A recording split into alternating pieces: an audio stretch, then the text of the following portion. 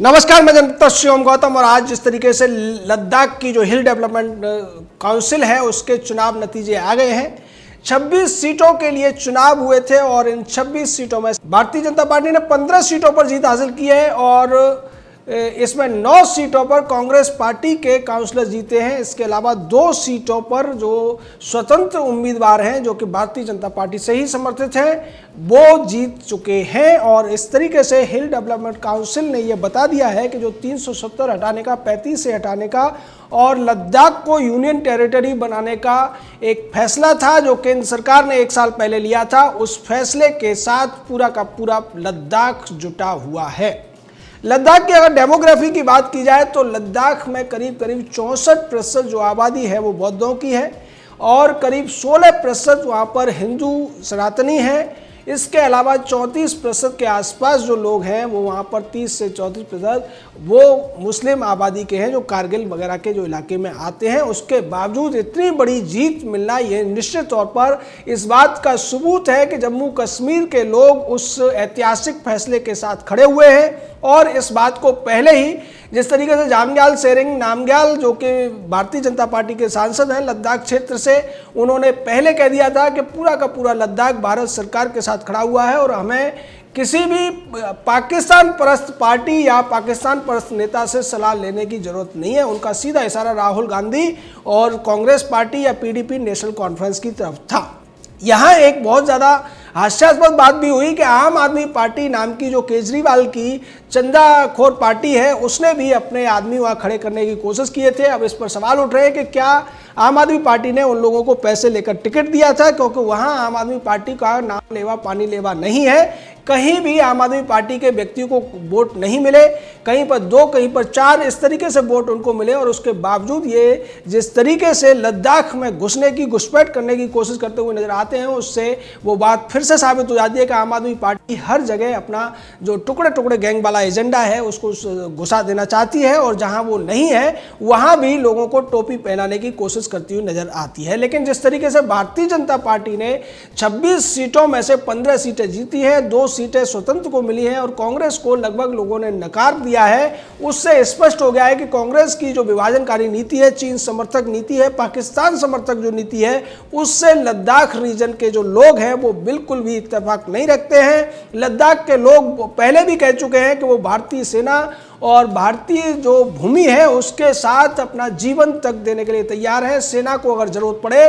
तो वो लद्दाखी लोगों से, लद्दाख का जो स्क्वाड है उनसे मदद लेकर चीन को कभी भी हरा सकते हैं। निश्चित तौर पर लद्दाख के लोगों की देशभक्ति पर कभी किसी को शक नहीं रहा और यही वजह रही कि लद्दाख के लोग हमेशा से जम्मू कश्मीर में जो अलग तरीके का शासन चलता था, 2-2 झंडे चला करते थे, उसका विरोध कर किया करते थे और वो हमेशा से अपने लिए अलग से यूनियन टेरिटरी की मांग करते थे। लेकिन 70 सालों से उनकी बात नहीं सुनी गई और उन्हें जबरदस्ती जम्मू कश्मीर के उस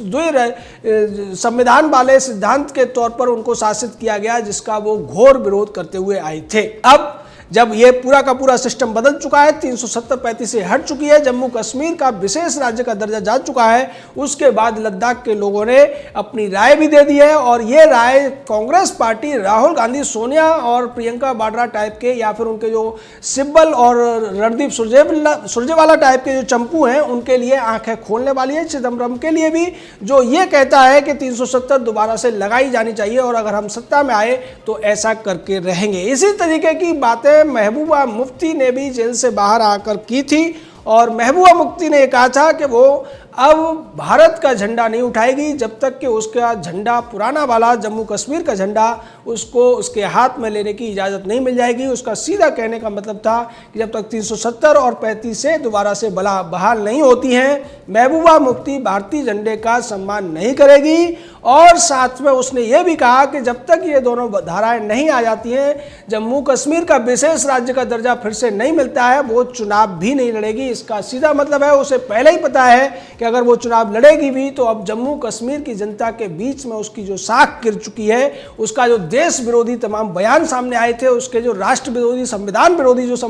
बयान आए थे और बाद में जेल से बाहर आने के बाद भी उसकी प्रवृत्ति वही है, उसके बाद उसे पता है कि चुनावों में उसको कुछ हासिल होने वाला नहीं है और उस महबूबा मुफ्ती को जवाब दिया है जम्मू कश्मीर के नागरिकों ने।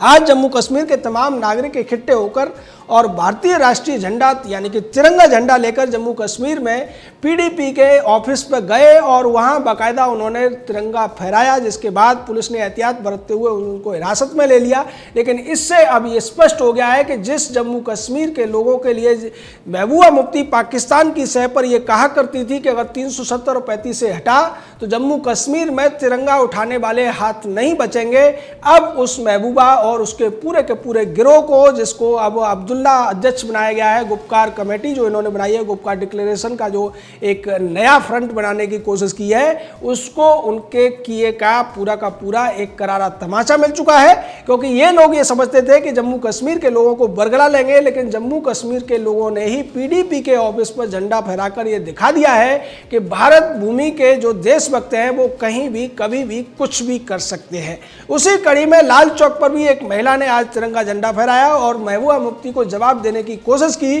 कि जिस लाल चौक पर कभी तिरंगा झंडा फहराने में बहुत ज़्यादा मुश्किलों का सामना करना पड़ता था, लेकिन आज उस लाल चौक के ऊपर भारत की एक सामान्य महिला भी तिरंगा फहरा सकती है। और ये उन तमाम अलगाववादियों को, पाकिस्तान परस्ती की राजनीति करने वालों को, चीन परस्ती की राजनीति करने वालों को एक करारा झटका है, जो ये सोचते हैं कि अगर वो विषैली बातें करके या लोगों को चीन और पाकिस्तान का लालच दिखाकर बरगला लेंगे, देश के खिलाफ कर देंगे, तो वो इस मकसद में कामयाब नहीं हो पाएंगे। और इसका एक और जवाब महबूबा मुफ्ती को उसकी पार्टी के 3 बड़े नेताओं ने भी दिया। उन्होंने आज पार्टी से इस्तीफा दे दिया।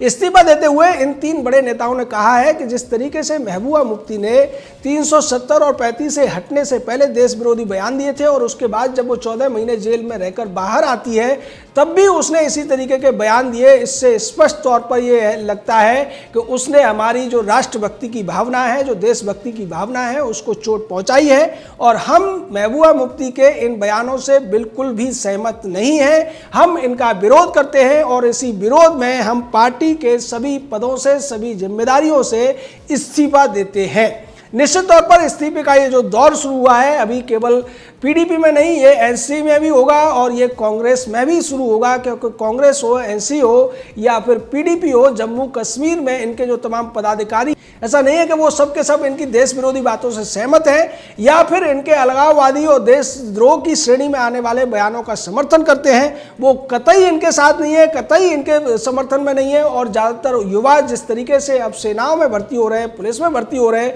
और तमाम जो राष्ट्रीय योजनाएं चल रही है उनका लाभ ले रहे हैं, उसके बाद अब वो खुल के अपनी राय को भी बाहर रख रहे हैं। और इसी का नतीजा है कि पीडीपी के 3 बड़े नेताओं ने इस्तीफा देकर महबूबा मुफ्ती को आईना दिखाने की कोशिश की है। और यही कोशिश अब नेशनल कॉन्फ्रेंस में भी शुरू होने वाली है। कांग्रेस की जो जम्मू कश्मीर की यूनिट है उसमें भी होने वाली है। जिस तरीके से पिछले दिनों में भी तमाम खबरें आई थी कि तमाम लोगों ने भारतीय जनता पार्टी ज्वाइन की थी, कांग्रेस छोड़कर, पीडीपी छोड़कर और नेशनल कॉन्फ्रेंस छोड़कर। उसके बाद में अब जब जैसे जैसे जम्मू कश्मीर में स्थितियां सामान्य होती जा रही हैं, उसके बाद जैसा गृह मंत्री ने कहा था, प्रधानमंत्री ने भी कहा था कि जम्मू कश्मीर में जैसे ही स्थितियां सामान्य हो जाएंगी वहां चुनाव कराए जाएंगे और चुनाव के बाद में और स्थितियां बेहतर होने के बाद में जम्मू कश्मीर को एक राज्य का दर्जा दे दिया जाएगा। जो यूनियन टेरिटरी का दर्जा दिया गया है वो केवल विशेष परिस्थितियों की वजह से दिया गया है। सामान्य स्थितियां होते ही दोबारा से जम्मू कश्मीर एक राज्य के तौर पर होगा और भारत में राज्य के तौर पर ही वहाँ मुख्यमंत्री भी होगा। निश्चित तौर पर ये सारी जो घोषणाएं हैं उसको लेकर जिस तरीके का विवाद पैदा करने की कोशिश की है, जिस तरीके का भ्रम पैदा करने की कोशिश जम्मू कश्मीर में की जा रही है, उसका जवाब न तो महबूबा मुफ्ती को सही मिल रहा है और ना ही फारूक अब्दुल्ला को कोई समर्थन मिलता हुआ दिख रहा है। इसी वजह से ये सारे के सारे लोग जो एक दूसरे को गाली दिया करते थे, जो एक दूसरे के खिलाफ घिनौनी राजनीति किया करते थे, आज एक साथ खड़े होकर भारत के विरोध में, देश के विरोध में, सेना के विरोध में और संविधान के विरोध में एकजुट होते हुए दिख रहे हैं। क्योंकि इनके जो आका बैठे हैं पाकिस्तान और चीन में, वो इनको ऐसा करने के लिए कह रहे हैं। महबूबा मुफ्ती का पाकिस्तान से जो संबंध है, जो लगाव है, वो किसी से छुपा हुआ नहीं है। और अब जिस तरीके से अब्दुल्ला ने चीन परस्ती शुरू कर रखी है। कांग्रेस पार्टी की तरफ से भी जिस तरीके से चिदम्बरम ने तमाम बयान दिए और उससे पहले राहुल गांधी जिस तरीके की बातें करता रहा, राहुल गांधी ने बाद में भी कहा कि भारत की 1200 किलोमीटर जमीन पर कब्जा कर लिया है चीन ने। राहुल गांधी भूल गया है कि जमीन का जो माप होती है वो स्क्वायर किलोमीटर में होती है। 1200 किलोमीटर का मतलब तो ये हो गया कि शायद चीनी दिल्ली और नीचे भोपाल तक पहुंच गए हैं। राहुल गांधी या तो भारत में जो खबरें प्रकाशित होती हैं, सरकारी जो आंकड़े होते हैं या भारत के जो चैनल होते हैं उनको नहीं देखता है, वो शायद ग्लोबल टाइम्स की खबरें पढ़ता है और ग्लोबल टाइम्स के दावों को मानता है। और ये दावा तो ग्लोबल टाइम्स ने भी कभी नहीं कहा कि वो भारत में 1-8 किलोमीटर भी अंदर घुसा है। अब तक चीन हमेशा इस बात से इनकार करता रहा है, लेकिन राहुल गांधी जो दावे कर रहा है वो कांग्रेस की सोच को दिखाते हैं और इस सोच को अब जम्मू कश्मीर हो या लद्दाख हो, वहां के लोगों ने पूरी तरीके से नकार दिया है। लद्दाख में डेवलपमेंट जो हिल डेवलपमेंट काउंसिल है उसमें भारतीय जनता पार्टी जीत चुकी है और जम्मू कश्मीर में लोगों ने पीडीपी के ऑफिस पर तिरंगा फहराकर और पीडीपी के बड़े नेताओं ने इस्तीफा देकर यह बता दिया है कि आज जम्मू कश्मीर के तमाम जो लोग हैं वो भारत के साथ हैं, अपने संविधान के साथ हैं, अपनी सेनाओं के साथ हैं और अपनी सरकार के साथ हैं। जय हिंद, जय भारत।